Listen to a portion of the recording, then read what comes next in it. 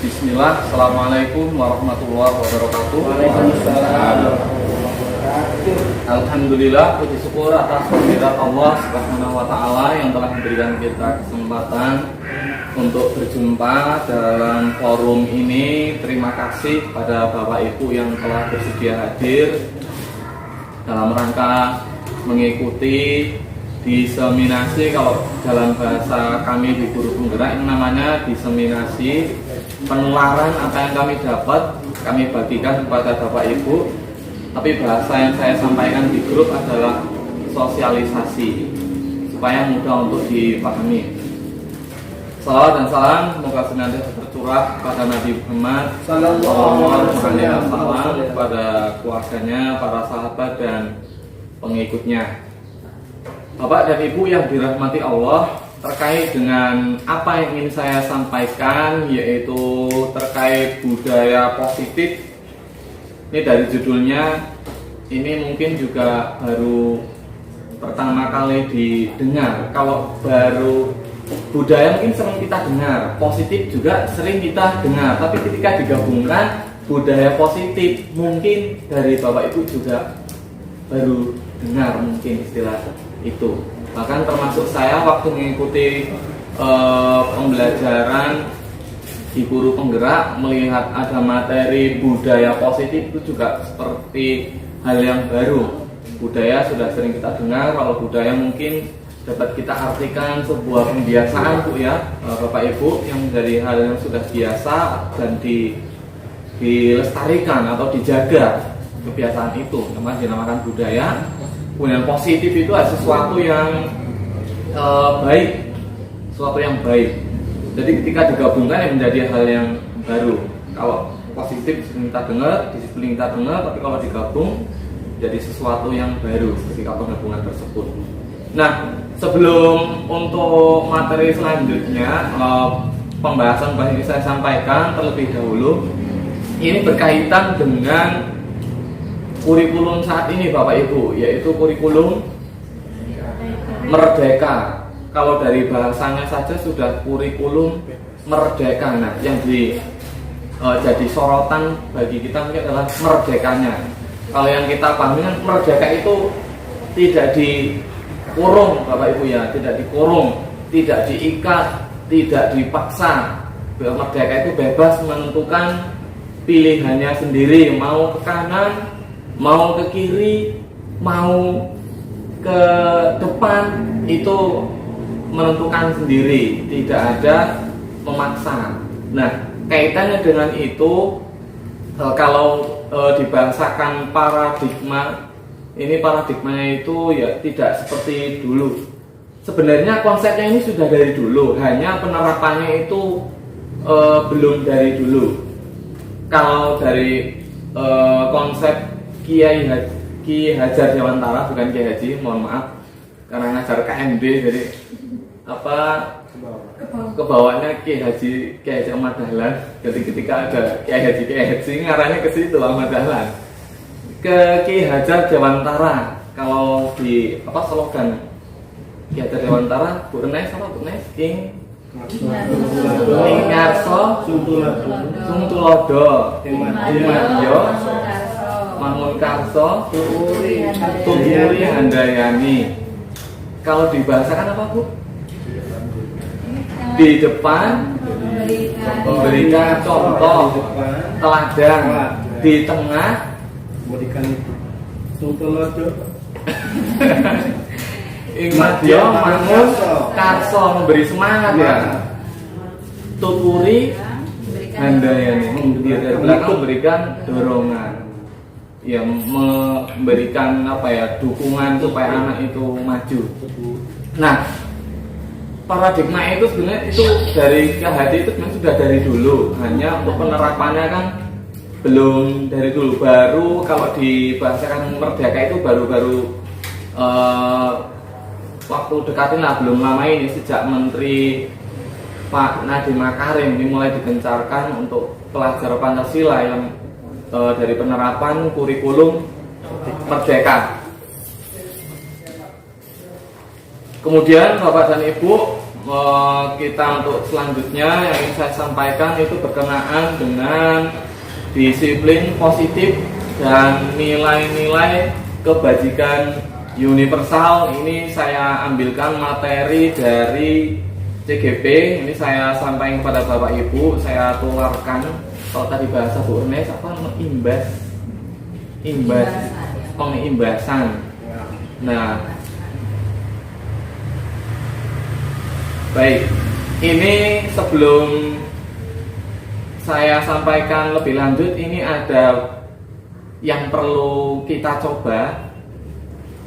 Yang perlu kita coba Bapak Ibu, ini juga menyangkut dengan merdeka. Nah, ini Pak Yadi laki-laki ada pasangannya ya, ada Pak Yadi pasangan dengan Pak Kaisar, Bu Alfi dengan Bu Nurul, Bu Renais membantu saya merekam saja, Bu Maya dengan Bu siapa lagi kalau bukan Bu Anggur. Baik, saya bacakan dulu ya untuk apa yang akan kita lakukan.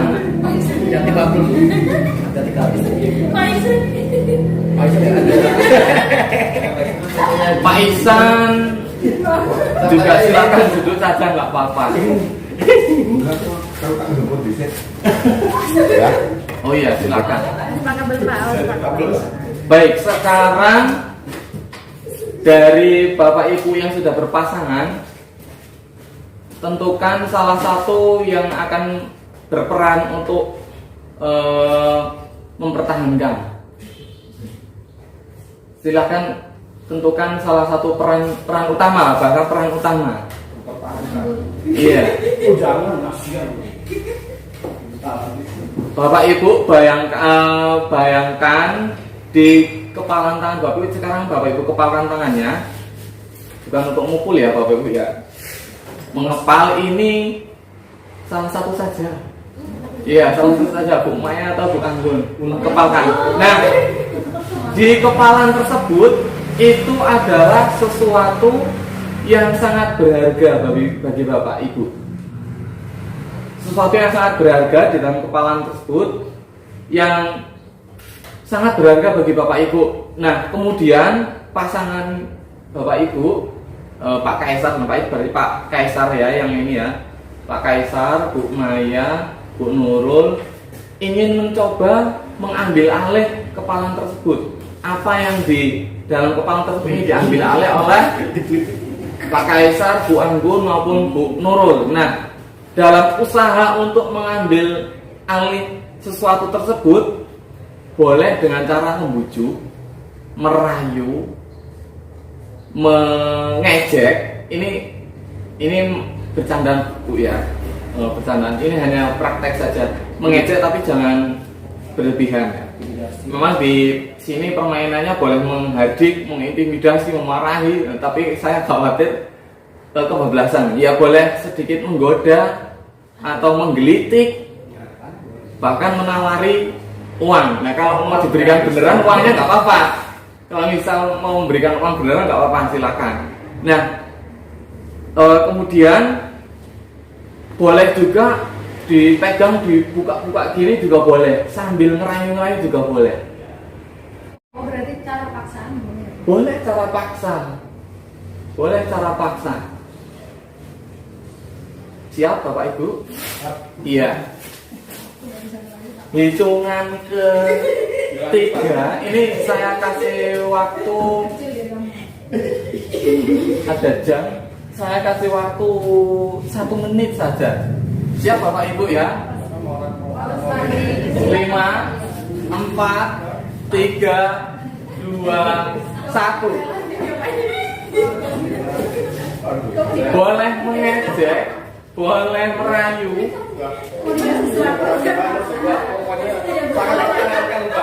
dan yang mengepalkan boleh membuka atau boleh tetap mempertahankan, terserah oleh yang mempertahankan.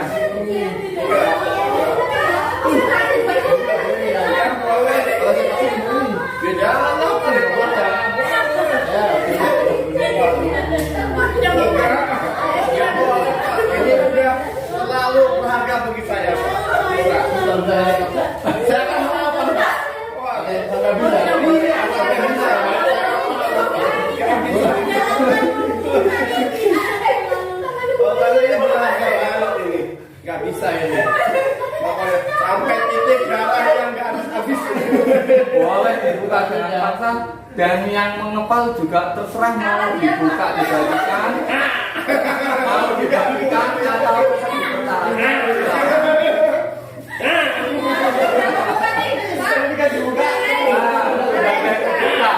Baik, coba. Padahal namanya Upin. Baik, oke. Saya minta perwakilan dari Bapak Ibu yang mempertahankan. Dari Bu Alwi dulu, silakan maju Bu Alwi. Yang bertahan ya. Di sini supaya tersorot kamera bukan tersorot LCD ya. Mobil tuh. Bu Alwi belum menyampaikan alasan Bu Alwi kok bisa terbuka terlebih dahulu. Tadi tangannya berhasil dibuka ya? Iya, berhasil dibuka, Pak. Sampaikan kenapa bisa dibuka Bu Alwi? Karena berhasil dibuka karena saya tidak fokus. Ada hal-hal yang mendistrak membuat tangan ini terbuka begitu. Gitu ya? Oke, silakan kembali duduk. Bu Maya atau Bu Anggun tadi ya, Pak? Bu Anggun berhasil dibuka enggak? Enggak berhasil dibuka. Silakan maju Bu Anggun. Bu Anggun ini kuat. Bu Anggun, kenapa tangannya nggak bisa dibuka dan nggak dibagikan? Karena rayuannya Bu Maya kurang. Rayuannya Terus yang kurang. kedua, walaupun tenaganya memang kuat, tapi alhamdulillah saya masih bisa menutupnya. Saya tidak memberikannya kepada Bu Maya. Iya, silakan. Baik, kembali. Terima kasih. Satu lagi, Pak Cahyadi, silakan. Jadi Pak buka tutup Pak. Silakan Pak Yadi. Ya mungkin dia kurang berhasil ya Pak, kurang gigih aja Pak. Sebenarnya saya mau kasih, cuman dia mungkin kurang gigih aja Pak. Enggak, kurang usahanya, kurang ini Pak. Kurang keras aja Pak. Kurang berusaha ya. Usaha yang keras aja Pak. Apa kurang menghardik, apa kurang mengintimidasi ini? Ya bagi saya kurang tegas Kurang, ya? Pak. Iya, terima kasih Pak Yadi, silakan. Baik, Bapak dan Ibu sekalian, tadi sudah dipraktekkan mengenai kepalan sesuatu yang harus dijaga. Nah, ini juga ada kaitannya di awal yang saya sampaikan. Ya, kaitannya dengan merdeka itu hak diri sendiri untuk menentukan sesuatu, termasuk tadi Bapak Ibu, hak Bapak Ibu untuk membagikan sesuatu yang berharga itu atau tetap dengan mempertahankan. Nah, dari luar itu ibaratnya adalah pengaruh oleh orang lain, dengan dikekang, ada yang dirayu, ada yang dengan pendekatan ini itu, kemudian Bapak Ibu tetap mempertahankan atau tidak. Nah, dan dalam tadi kegiatan tadi itu sebenarnya kontrol pusatnya itu di siapa kira-kira Bapak Ibu? Bu Renais, karena ini biar yang lain dulu. Kira-kira pemegang kendali utama siapa? Apakah yang itu yang membuka, yang mau tahu mempertahankan? Yang Iya, yang mempertahankan ya Bapak Ibu ya. Jadi kaitannya dengan merdeka, dengan kebebasan memilih sendiri itu ada kaitannya dengan yang dipraktekkan. Kalau kontrolnya itu ada pemaksaan dari orang lain, dia itu akan membuka kalau dia itu tidak kuat dengan usaha orang. Tadi Pak Kaisar, karena saya lihat usahanya itu lemah lembut, hanya dengan merayu-rayu, nggak ada kasar-kasarnya, ya, nggak ada kasar-kasarnya, sehingga Pak Yadi bisa tetap mempertahankan kemerdekaannya, kebebasan pilihannya. Apa yang Pak Yadi inginkan. Dengan Bu Alwi tadi berhasil dibuka itu karena ada paksaan, ya, ada paksaan dari Bu Nurul yang membuat tangan Bu Alwi itu terbuka. Nah, ilusinya seperti ini Bapak Ibu. Ibarat tadi murid itu yang megang ini, yang megang kepalan, guru itu yang tadi yang membuka, menutup. Kalau diilusikan seperti ini.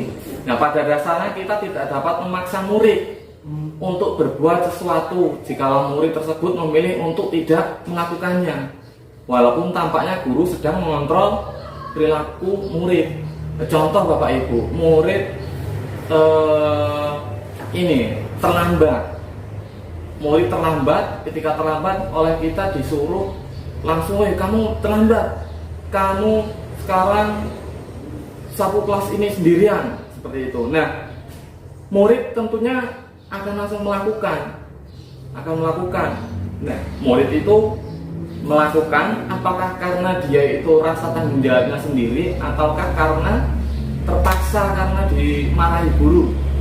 Nah, seperti itu Bapak Ibu. Nah, kemudian ini ilusi bahwa semua penguatan positif efektif dan bermanfaat. Penguatan positif atau bujukan adalah bentuk-bentuk kontrol. Segala usaha untuk mengaruhi murid agar mengulangi suatu perilaku tertentu. Nah, ini kan tadi juga Pak Kaisar ini yang dilakukan Pak Kaisar ini, ngerayu-ngerayu Pak Yadi, tapi pendirian Pak Yadi tidak terpengaruh dengan rayuannya Pak Kaisar. Nah, ini juga ada ilusi-ilusi di bawahnya ini, kritik ini Hadikan ya. Hadikan membuat orang merasa bersalah, dapat menguatkan karakter. Nah, ini ilusi. Sepertinya kritikan dan membuat orang merasa bersalah itu dapat menguatkan karakter. Kalau di sini itu hanya ilusi Bapak Ibu. Yang sebenarnya orang itu lain dari apa yang kita lihat. Orang itu mau melakukan karena dibuat merasa bersalah. Jadi seperti itu Bapak Ibu. Ini bawahnya lagi ada ilusi bahwa orang dewasa memiliki hak untuk memaksa. Kan gambarannya kita itu, bayangan kita juga yang namanya orang dewasa itu ya bisa lah ngatur murid. Guru itu yang ngatur murid itu ya bisa lah. Tapi kalau di budaya positif ini sebenarnya guru itu nggak ada hak untuk memaksa sebenarnya. Sebenarnya seperti itu. Kalau di Merdeka ini itu nggak merdeka, karena murid masih ada rasa terpaksa. Selanjutnya ini ada makna disiplin. Dalam rangka menciptakan lingkungan positif, salah satu strategi yang perlu kita tinjau kembali adalah penerapan disiplin di sekolah kita. Apakah telah efektif? Apakah masih perlu ditinjau kembali? Apa sesungguhnya arti disiplin itu? Apa kaitannya dengan nilai-nilai kebajikan? Nah, nilai-nilai kebajikan ini tentunya yang positif itu Bapak Ibu. Kalau disiplin itu sendiri, kira-kira menurut Bu Alfi, disiplin itu apa Bu? Menuruti aturan tanpa adanya paksaan dan menuruti aturan tanpa adanya paksaan dari berbagai pihak. Iya, dari orang lain. Dari yang menentukan peraturan mungkin itu ya. Mereka tanggung jawab, tanggung jawab dengan dirinya sendiri. Kalau Pak Kaisar, kira-kira menurut Pak Kaisar, ini nggak ada salah atau benar Bu ya? Ini nggak ada salah atau benar, hanya ingin mendengarkan pendapat dari Bapak itu sekarang. Pak Kaisar silakan. Bu, sekali santai. Yang mau Bu ya, mohon maaf Bu ya. Kegiatan positif yang diterapkan dari dirinya sendiri melalui kesadarannya dalam menjadi tepat waktu. Itu ya. Baik Bapak Ibu, terima kasih yang telah memberikan pendapat terkait dengan disiplin. Nah, di budaya positif ini Bapak Ibu, disiplin positif itu lebih mengarah kepada kesadaran murid sendiri. Kesadaran murid sendiri.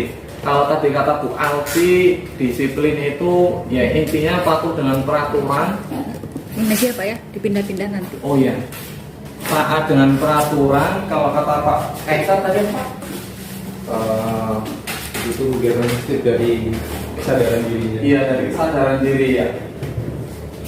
Kalau dari Ki Hajar Dewantara, disiplin itu dari diri sendiri, self disiplin. Yang bermula itu dari dirinya sendiri untuk melakukan sesuai dengan keyakinan, untuk melakukan sesuai dengan keyakinan. Nah, ini mulai masuk kepada nilai-nilai kebajikan, Bapak Ibu, budaya positif. Jadi seseorang itu membuang sampah, misalkan membuang sampah pada tempatnya, membuang sampah ke kotak sampah, itu termasuk disiplin, Bapak Ibu, disiplin positif yang berasal dari kalau dia itu meyakini sampah itu seharusnya harus dibuang ke tempat sampah, dia itu menyadari itu dan dia melakukan itu. Nah, itu dia melakukan sesuatu yang sudah menjadi keyakinannya, itu disiplin, disiplin dari diri. Nah, mungkin kan kita selama ini juga pahamnya itu disiplin mulai kalau ada anak yang berangkatnya tepat waktu, kemudian dia itu buang sampah pada tempatnya, ada jadwal piket dia itu selalu melakukan. Nah, itu belum tentu yang dia lakukan itu self disiplin dari dirinya sendiri. Nah, maka di materi disiplin positif ini itu perlu adanya kesepakatan. Nah, nanti ketika Bapak Ibu ngajar, mungkin juga sudah ada yang melakukan ya Bapak Ibu, selain Bu Renais, karena Bu Renais itu memang ya sudah mengikuti guru penggerak dan memang sudah menerapkan dari implementasi materi-materi yang ada di guru penggerak.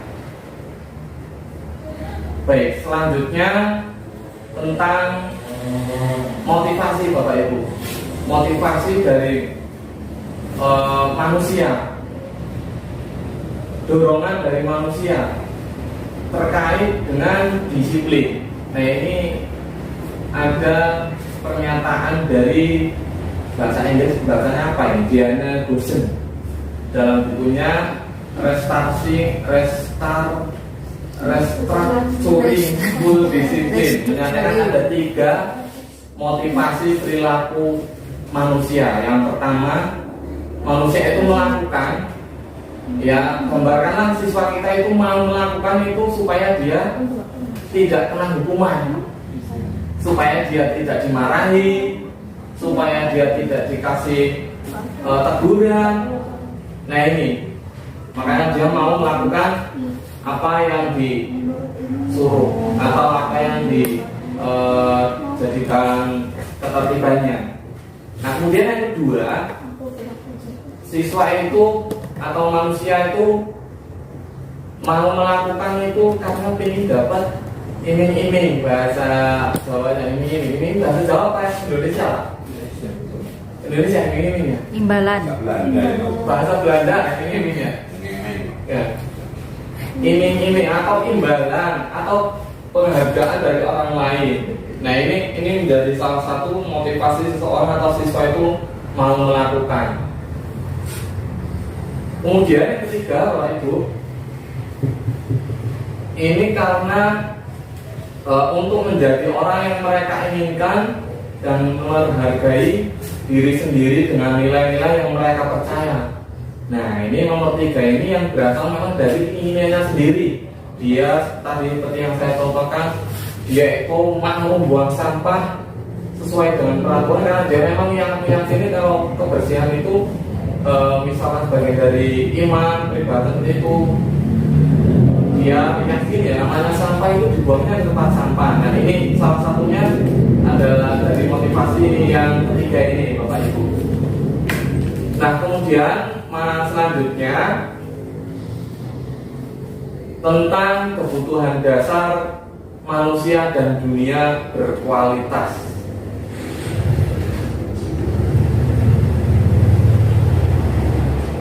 Bapak Ibu bisa lihat di layar 5 kebutuhan dasar manusia. Ini ada yang akan saya sampaikan 5 kebutuhan dasar manusia. Ini ada penguasaan. Jadi manusia itu butuh yang namanya kuasa. Barangkali mungkin ada anak di kelas yang dominan, yang ngatur-ngatur temennya, kalau ada berpendapat inginnya pendapat dia yang dipakai. Nah ini karena memang sifat dari manusia itu ingin memiliki kekuasaan. Ya, kalau tidak di sekolah nggak bisa, mungkin di lingkungan keluarganya dengan adiknya. Kalau di rumah tidak bisa, mungkin di luar bersama teman yang lainnya. Kalau dengan teman sebayanya nggak bisa, mungkin dengan teman yang adik kelasnya. Makanya kalau ada siswa yang malak-malak atau mintain uang, minta sumbangan secara paksa, minta sedekah tapi maksa, nah barangkali karena dia itu kekurangan kebutuhan, salah satunya kebutuhan dia untuk dalam hal kekuasaan dia itu kurang. Artinya bukan berarti anak tersebut itu harus berkuasa, bukan. Artinya anak tersebut itu perlu adanya sesuatu hal yang dia sendiri yang menentukan, yang mengatur. Kemudian yang kedua, Bapak Ibu, kebutuhan akan kasih sayang dan rasa diterima. Kalau ini memang sudah kita rasakan sendiri ya Bapak Ibu, kasih sayang. Dan bahkan tidak jarang ya Bapak Ibu di sekolah ada anak yang terlibat masalah, setelah ditelusuri di latar belakangnya ternyata bapak dan ibunya itu broken home, rumah tangga hancur. Apa aja senang aja? BTT, butuh kasih sayang, ya butuh kasih sayang dan rasa diterima. Ketika anak di rumah kok bapak ibunya kan karena broken home jadi kurang perhatian, kemudian di sekolah dia juga akan mencari perhatian dari orang lain, entah dari guru atau temannya, yang secara tidak dia sadari ini dia akan membuat ulah ini agar diperhatikan, agar ditegur, ngalem. Rasa kasih sayang dan rasa diterima. Kemudian yang selanjutnya Bapak Ibu yaitu kesenangan. Nah ini kesenangan, ini juga manusiawi sekali, ini kesenangan. Bahkan di hidup kita Allah juga memberikan motivasi yang sungguh mulia dengan menyediakan surga untuk kita. Yang di sana itu kita bisa bersenang-senang semaunya sampai kapanpun. Nah itu kan memang kebutuhan dasar manusia itu butuh kesenangan. Ya, kesenangan. Jadi ada kalau dialihkan ke kondisi sekolah, mungkin anak-anak yang butuh di kelas ketika guru ngajar kok ngajarnya hanya catat terus, maka anak kadang megang pulpen entah nyatet apa, setelah diperiksa di buku ternyata lagi menggambar. Ya, dia itu sebenarnya lagi memenuhi rasa ini yang dibutuhkan ini, kesenangan. Kemudian yang keempat, kebebasan. Nah ini kebebasan. Ini juga manusia sangat butuh kebebasan, manusiawi, merdeka. Maka tidak diragukan lagi kalau memang manusia itu memang butuh kebebasan. Dia mau menentukan jalan A atau jalan B atau jalan C, ya, dia perlu ini. Ini nanti kita juga akan ada kaitannya tentang keyakinan kelas Bapak Ibu nanti. Ini kaitan dengan 5 kebutuhan ini. Nah kemudian yang terakhir yang 5 yaitu kebutuhan bertahan hidup.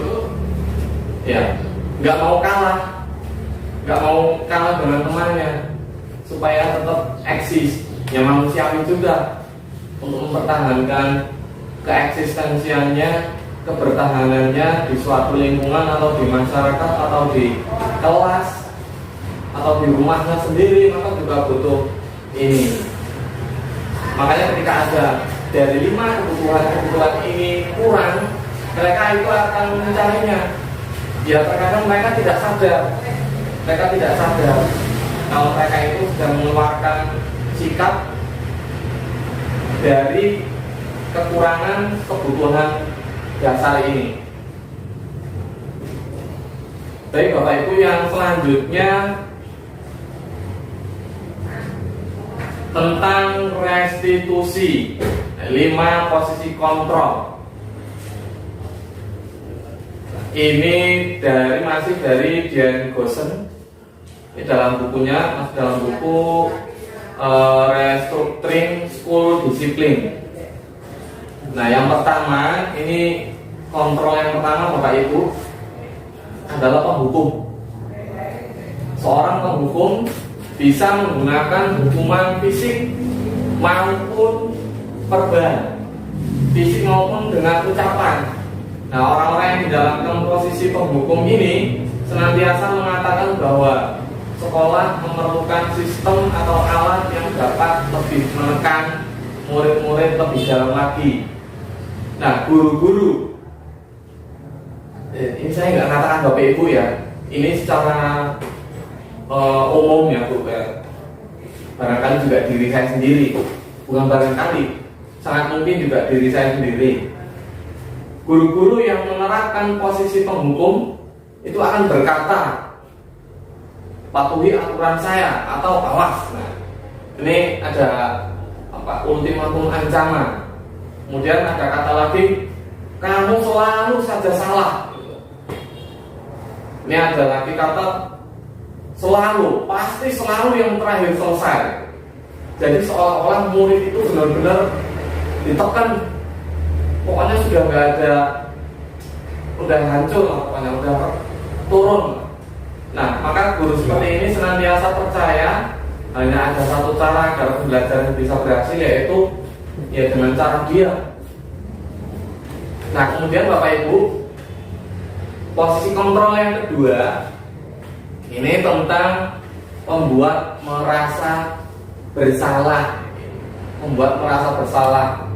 Nah, pada posisi ini biasanya guru itu akan bersuara lebih lembut. Kalau tadi dengan nada yang tegas, kalau ini dengan nada yang lembut. Nah, membuat merasa bersalah akan menggunakan keheningan yang membuat orang lain merasa tidak nyaman, merasa bersalah atau rendah diri. Nah, kata-kata yang keluar dengan lembut, ini yang dicontohkan adalah seperti ini Bapak Ibu, misal saya gambarkan ya. Mungkin kalau perempuan lebih ini ya lembutnya, kalau saya beda nih. Ini ibu saya seperti Bapak. Seperti ini contohnya Bapak Ibu ya. Bapak sangat kecewa sekali dengan masih agak keras nih Pak.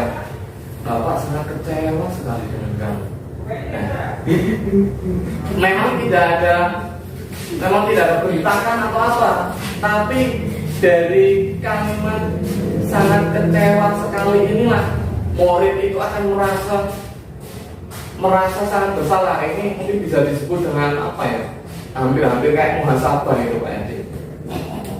Kayak muhasabah merasa bersalah. Murid jadi ya Allah, kok saya jadi begini apa dia? Saya benar-benar sudah melakukan sesuatu yang fatal yang nggak termaafkan.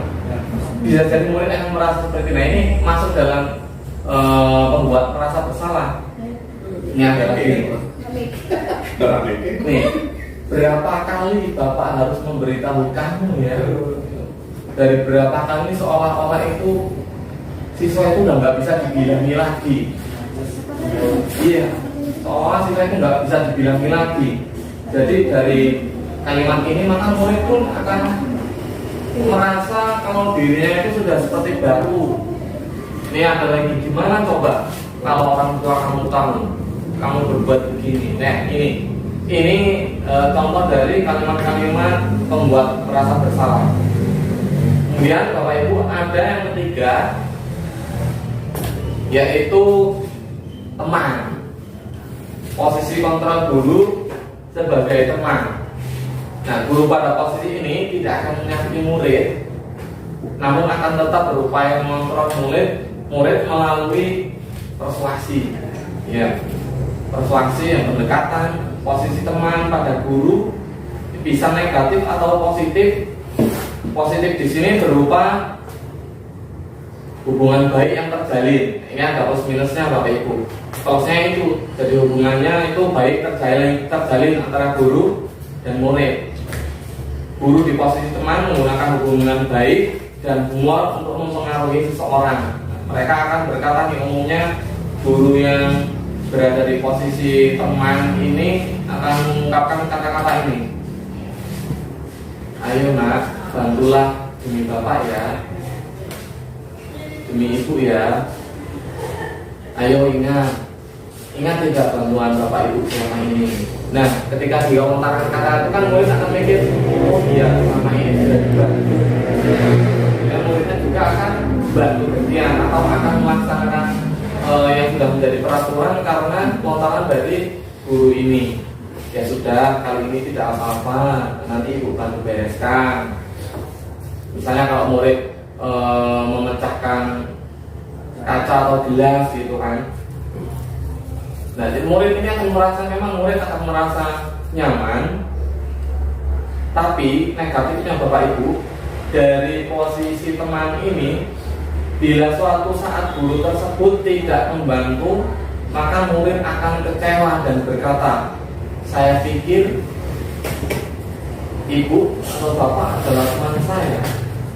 Murid merasa dikecewakan dan tidak mau lagi berusaha.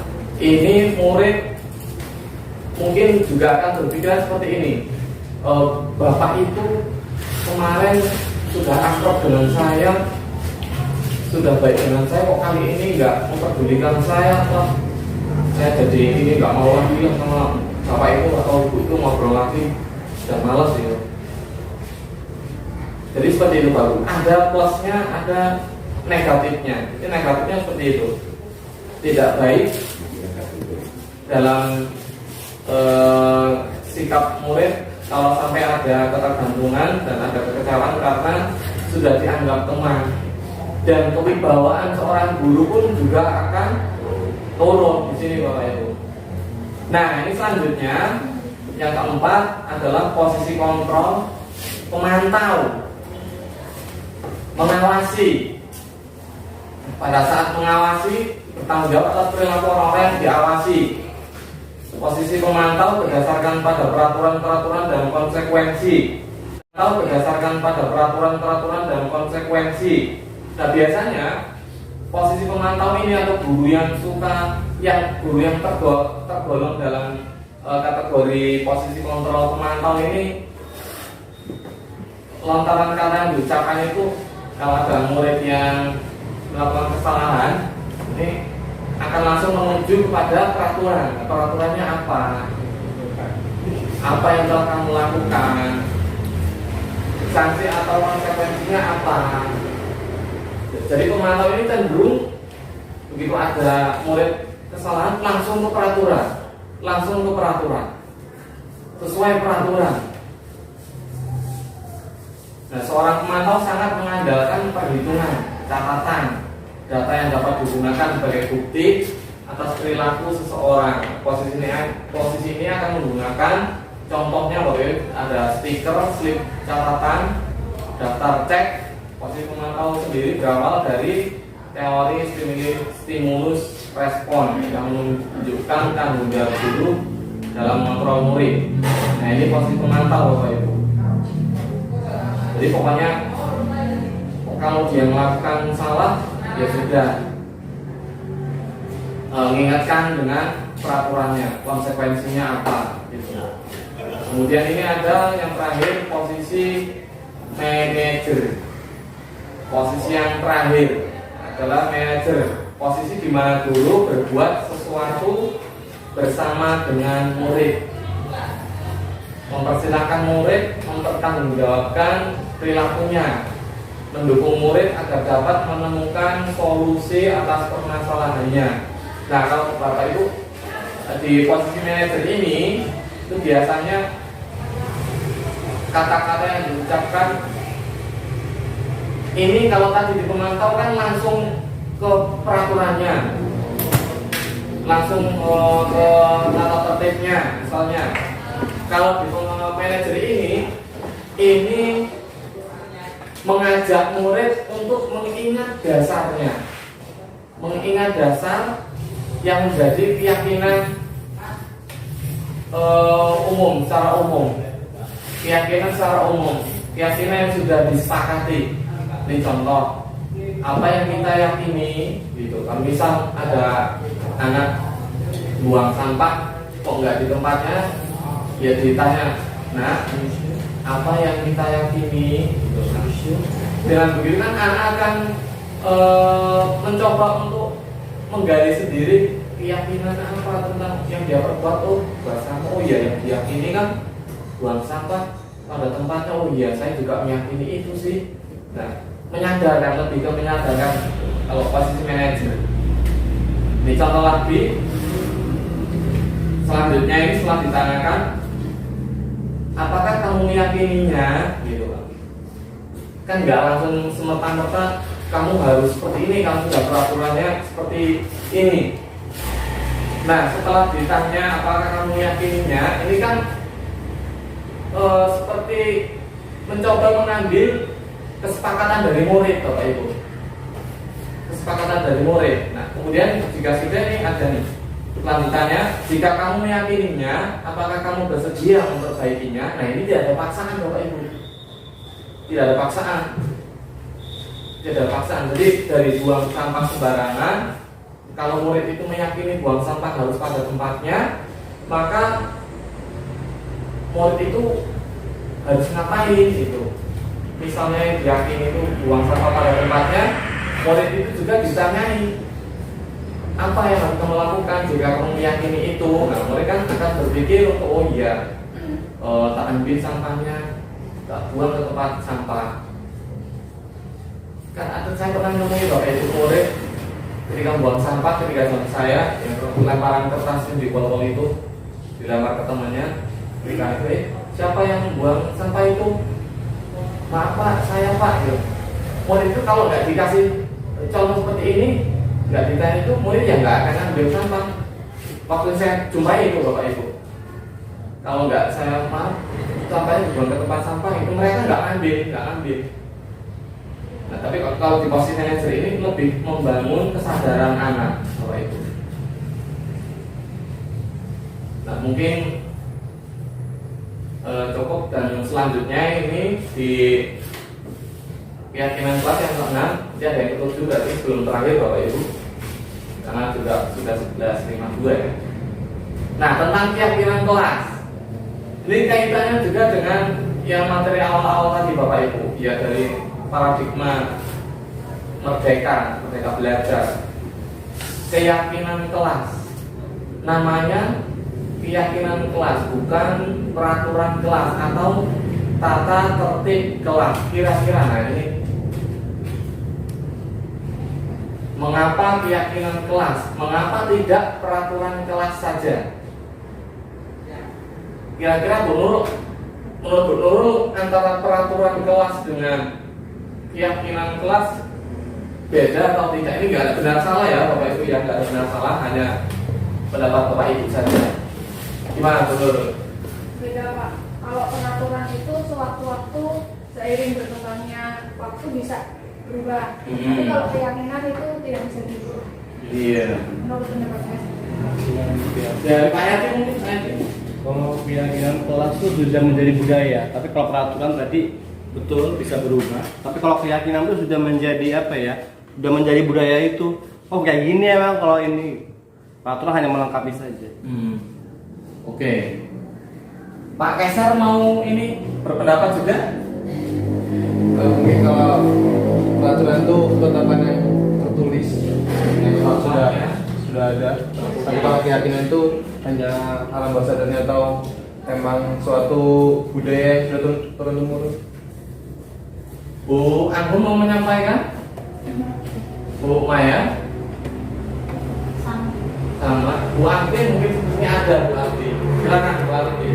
Kalau peraturan kelas itu lebih kayak mereka itu dipaksa, anak-anak itu akan dipaksa untuk mengikuti aturan tersebut gitu. Tapi kalau keyakinan kelas itu ada tumbuh itu berdasarkan kesepakatan dan apa ya, rasa dari anak-anak itu sendiri gitu. Jadi mereka meyakini hal-hal yang menurut mereka benar dan itu tidak sifatnya menumbuhkan kesadaran anak-anak itu sendiri. Oke. Ya, terima kasih Bapak Ibu yang sudah menyampaikan pendapatnya tentang keyakinan kelas ini. Nah, mengapa kalau di materi ini, mengapa tidak peraturan tapi keyakinan kelas? Bapak Ibu, peraturan itu kan produk jadi. Ini kalau saya bahasakan produk jadi. Kalau keyakinan itu adalah hal yang tidak. Tapi jawaban dari Bapak Ibu nggak ada benar, nggak ada salah ya Bu ya, benar semuanya Bu ya. Bukan nggak ada salah, nggak ada benar, benar semua maksudnya. Kalau peraturan produk jadi, kalau keyakinan itu adalah hal yang mendasari produk jadi. Nah, contoh misal ini ada peraturan tentang penggunaan helm pada saat mengendarai kendaraan roda 2. Kalau alasannya supaya tidak ditilang polisi, kalau alasannya karena untuk keselamatan, nah itulah yang namanya keyakinan. Maka muncullah peraturan penggunaan helm. Ini supaya mewujudkan dari yang diyakini Bapak Ibu. Nah, ketika dalam kelas juga mengapa tidak peraturan tapi keyakinan kelas?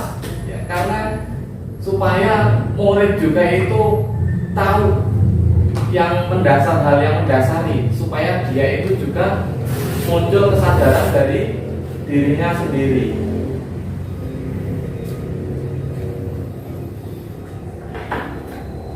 Nah, kemudian Bapak Ibu, dalam pembentukan keyakinan sekolah atau kelas, keyakinan kelas bersifat lebih abstrak daripada peraturan, lebih rinci dan konkret.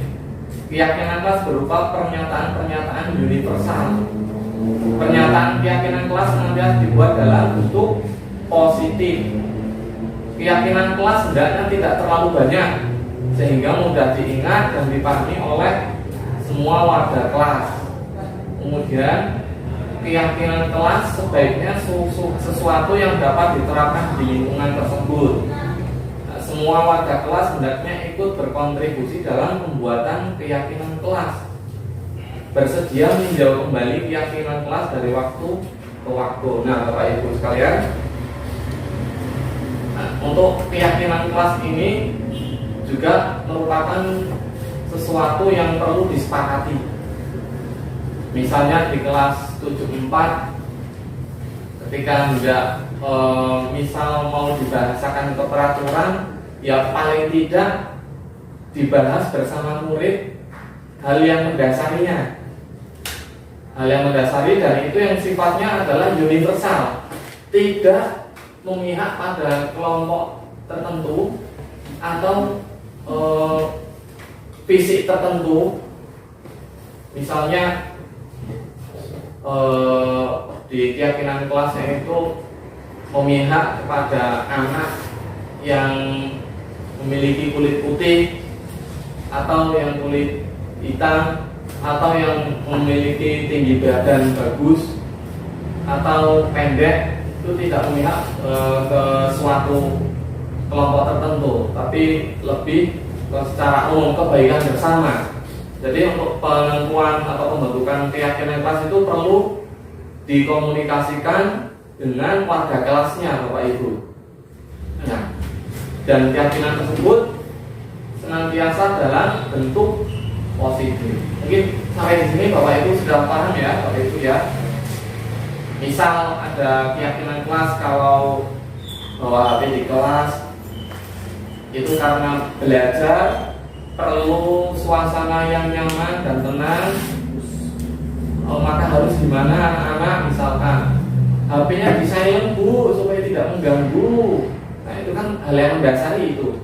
Nah, maka itu bisa menjadi sebuah keyakinan kelas.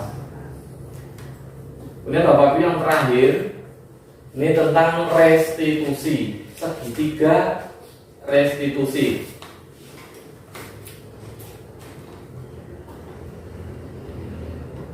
Nah, ini dalam segitiga restitusi ada 3 langkah Bapak Ibu. langkah yang pertama ini segitiga, karena segitiga tiga ya 3 langkah Bapak Ibu. Menstabilkan identitas, atau bahasa Inggrisnya stabilis di identity atau apa bahasa yang kurang ini bahasa Inggris. Teori kontrol, kita semua akan melakukan hal terbaik yang bisa kita lakukan. Kemudian yang kedua, validasi tindakan yang salah. Bahasa Inggrisnya nggak usah saya sebut lah. Teori kontrolnya itu semua perilaku memiliki alasan. Kemudian yang ketiga, menanyakan keyakinan. Kita semua memiliki motivasi internal, motivasi dari diri, dari dalam diri. Nah ini contohnya Bapak Ibu, ketika ada siswa yang melakukan penyimpangan, ini akan ada di validasi tindakan yang salah. Ini ada pertanyaan seperti ini. Kamu tentunya punya alasan mengapa kamu melakukan itu.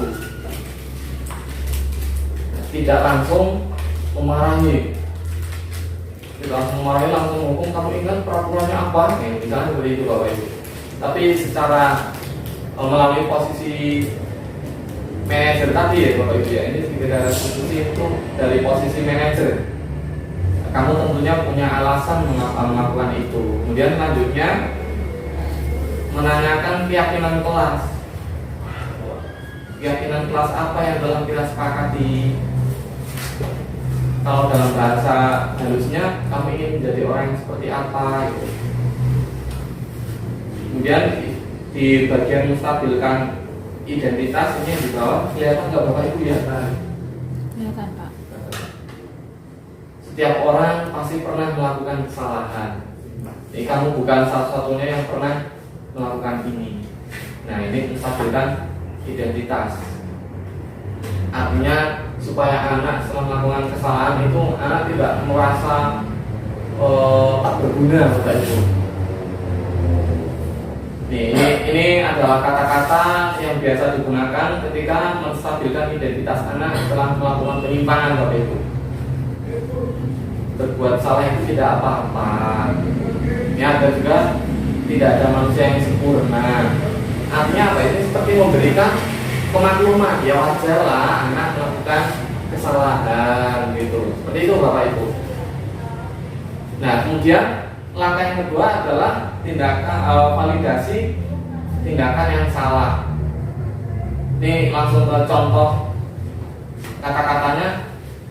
Padahal kamu bisa melakukan yang lebih buruk dari ini ya. Seolah-olah kan anak itu sudah melakukan sesuatu yang terbaik baginya. Ini ada lagi, kamu pasti punya alasan mengapa melakukan hal itu. Ini ada lagi, kamu patut bangga pada diri sendiri karena kamu telah melindungi sesuatu yang penting bagimu atau buatmu. Kamu patut bangga, misalkan lagi kamu patut bangga karena kamu telah melakukan sesuatu yang kamu inginkan. Ya. Nah, kemudian ini langkah yang ketiga. Kalau tadi yang pertama kan memberikan pemakluman ya Bapak Ibu, yang memaklumi, terus meredam apa yang dia perbuat supaya dia tidak merasa bersalah, supaya dia itu tidak udah kadung kalau bahasa di agama berputus asa dalam rahmat Allah gitu. Wah udah kadung berbuat dosa, tanggung sekalian, biar gak seperti itu Bapak Ibu. Nah kemudian setelah langkah itu yang ketiga itu menanyakan keyakinan yang sudah diyakini. Nah ini contohnya apa yang kita percaya sebagai keluarga, apa nilai-nilai umum yang kita telah sepakati. Oh ya Pak, kalau sedang belajar di silent Pak, karena sudah menjadi kesepakatan bersama. Jadi contohnya seperti itu Bapak Ibu di segitiga restitusi. Kemudian Bapak Ibu, ada yang ingin saya tayangkan sebenarnya untuk Bapak Ibu tentang penerapan dari budaya positif ini sudah saya implementasikan terkait dengan keyakinan kelas dan juga segitiga restitusi. Ini saya juga sudah mengunggahnya di YouTube. Nanti saya share linknya supaya Bapak Ibu juga bisa melihat, like, dan subscribe. Saya sudah unggah dari ini contoh segitiga restitusi, dan saya juga sudah memberikan kesempatan siswa yang saya restitusi itu untuk memberi tanggapan terkait dengan tindakan yang saya lakukan, Bapak Ibu. Sampai di sini mungkin Bapak Ibu ada yang ingin ditanyakan atau sudah cukup? Jika sudah cukup berarti sudah selesai. Untuk materi-materi ini nanti akan saya bagikan kepada Bapak Ibu supaya bisa dibaca-baca, karena ini budaya positif memang ya benar-benar positif.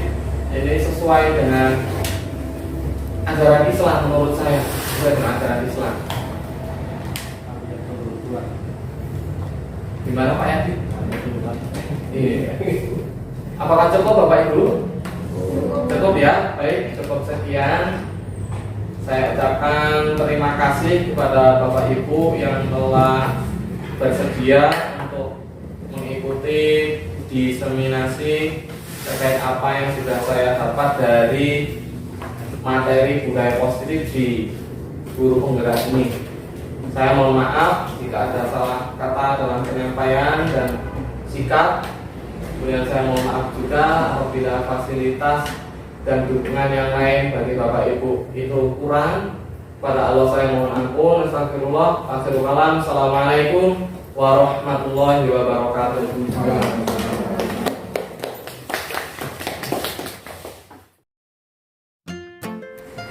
Action. Oke, seperti yang tadi Pak Haris katakan, kita akan bersama-sama membicarakan tentang tugas, yaitu tidak lain adalah tugas kita. Pak Haris sebagai guru, setting dulu. Pak Haris sebagai guru, kalian sebagai murid. Ini di papan tulis Pak Haris sudah tuliskan, guru tugasnya titik, murid tugasnya titik. Ini maksudnya perlu kita isi, bukan guru sama murid itu sama-sama netik. Ya, tugas guru, murid dulu. Kira-kira tugasnya apa? Soal murid, belajar. Nanti dulu belajar dulu. Belajar, apalagi? Datang hadir ya, berarti ya. Hadir.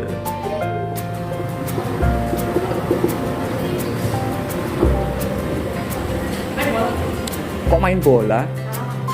Nah itu kan ekskul, ini yang masih dalam ini kurikuler, bukan ekstra. Nanti ini masih dalam kurikuler, intra. Apalagi belajar, hadir, belajar. Saya itu ngapain? Jangan, disiplin itu banyak.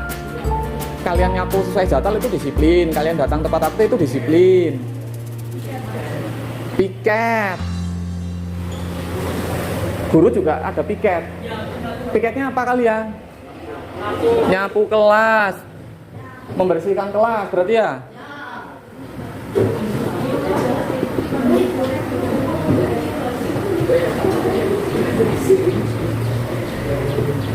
Apalagi?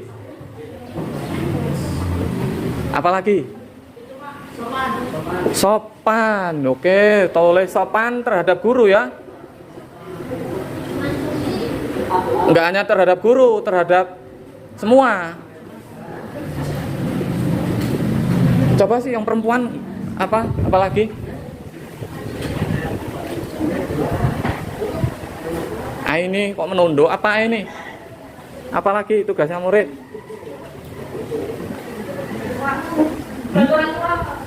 Nanti dulu perempuan apa?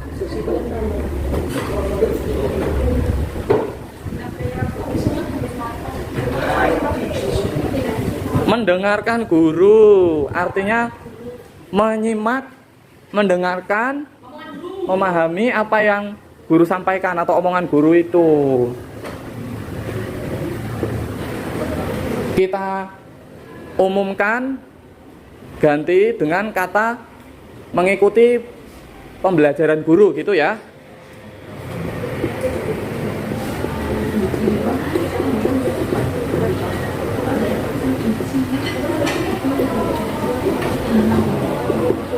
Dah 5 saja dulu. Oh, pinter. Yang lainnya juga pinter, karena mungkin keburu dia duluan. Mengajar. Guru itu mengajar. Oh, kok nomor 2 langsung 1. Apalagi? Memberikan apa? Memberikan tugas. Kita umumkan memberikan materi. Oke.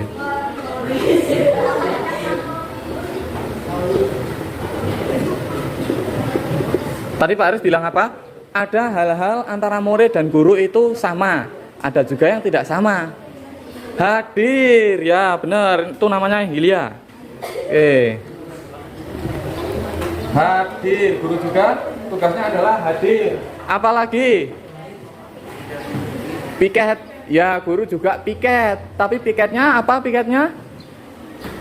Kalau guru piket itu biasanya ngapain? Ya, ngabsen.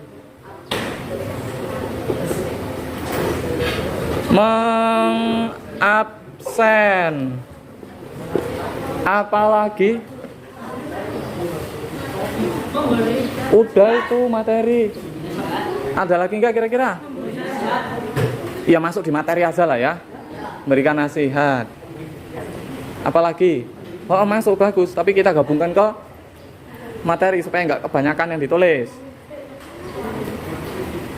Kalian belajar, sudah belajar? Ya tadi disiplin sudah. Hadir, guru juga hadir. Kalian aja harus tepat waktu, guru juga sama tepat waktu. Ada lagi nih. Kalian kadang diberi tugas sama guru. Berarti kalian tugasnya mengerjakan tugas. Setelah itu tugasnya diapain? Dikumpul. Dikumpul ke siapa? Itu tugasnya guru. Ngapain? Ngoreksi untuk dinilai, ya. Memberikan nilai. Nah, sesuai dengan yang kita sepakati dari 6 poin ini yang merupakan kesepakatan kita tentang kelas yang bersih. Yang pertama, tidak ada sampah. Yang kedua, tidak ada kotoran hewan atau makanan dan lain-lain. Tidak ada sawang laba-laba, ada enggak? Barang tersusun sesuai, tidak berdebu. Terus yang keenam, tidak ada coretan di dinding maupun barang lain.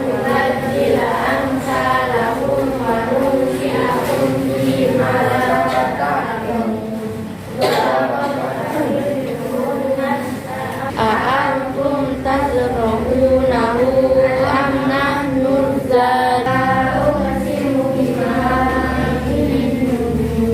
wa inna al-yawma ikum sadiqin. Pak Haris mau melakukan kesepakatan dengan kalian supaya kondisi kelas di saat pembelajaran khususnya suasananya itu kondusif sesuai dengan harapan kita. Ini yang Pak Haris voting apa ini? Tata tertib. Masih ingat tata tertibnya? Di sini sudah ditandatangani oleh Bu Maya. Itu siapa? Wali kelas. Artinya kalian sudah melihat ini ya? Ya, kita lihat yang pertama, masuk sekolah tepat waktu. 2, laksanakan piket sesuai jadwal. Wajib membaca Terus wajib memakai siput dalaman jilbab untuk siswa perempuan. Iya. Yang laki-laki juga ini yang laki-laki supaya juga semuanya ingat ketika nanti ada yang harus menerima konsekuensi tidak protes karena sudah tahu ini. Memakai kaos kaki panjang. Yang perempuan diem aja ya. Yang selanjutnya mematuhi protokol kesehatan, berbicara sopan dan santun terhadap guru maupun teman. Sudah belum? Yakin? Oke. Lanjutnya tidak membuang sampah di dalam kelas, apalagi di dalam laci. Sudah dilaksanakan? Sudah, pinter, bagus.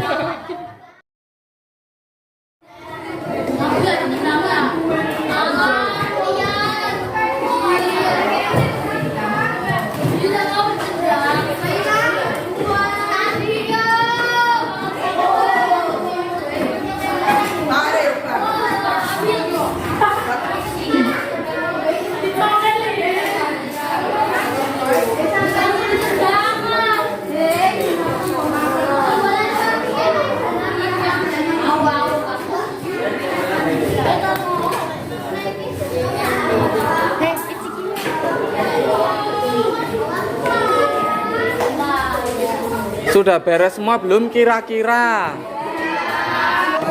Rivaldi sini, Rivaldi.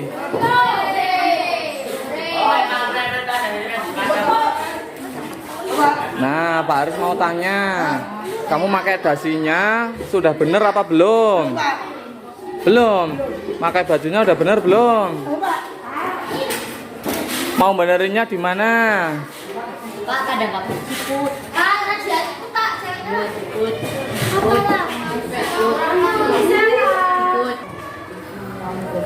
Yang mau buang sampah tadi siapa? Siapa namanya itu? Berlin. Merlin sama Tania. Nadia. Silakan kalau mau buang sampahnya.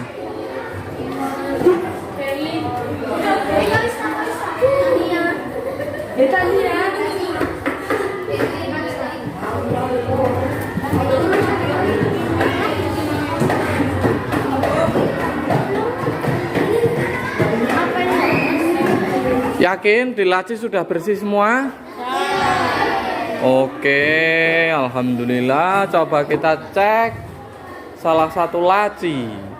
Apakah benar sudah bersih atau tidak? Ternyata sudah bersih, alhamdulillah. Satu laci lagi yang mau Pak Aris cek. Laci belakang sini mau Pak Aris cek. Alhamdulillah sudah bersih, oke.